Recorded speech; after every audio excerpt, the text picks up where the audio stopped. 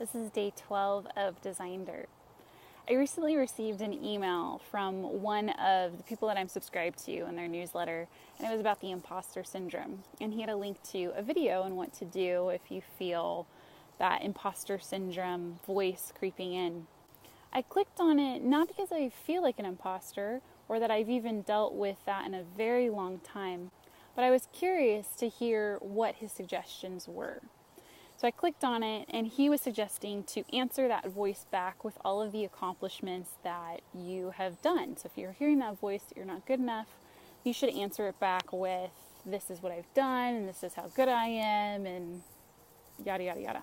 And it was interesting because I thought, well, you're still playing the game. You're still playing the game of the imposter syndrome. Why do you even have to play that game at all? Why do you have to prove yourself and base your worth off of your accomplishments?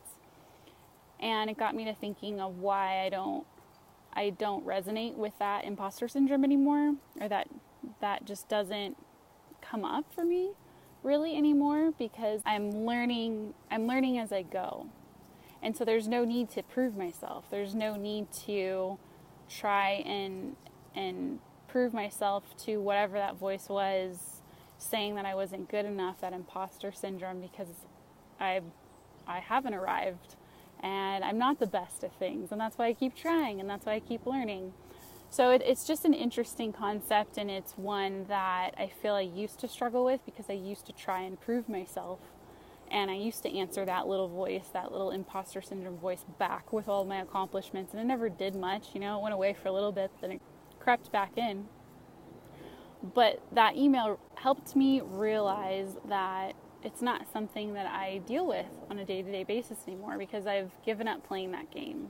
And so my approach now is not to answer that voice back if I ever do hear it, but to take myself out of the game at all and not even play that game of proving myself or trying to answer that voice back. You don't even talk to that voice, because that's not what I base my worth on anymore.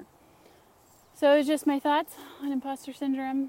If you want to see the rest of the videos in this series, then hit the subscribe button and leave a comment. I'd love to hear what your thoughts are on imposter syndrome and if you feel that creeping up.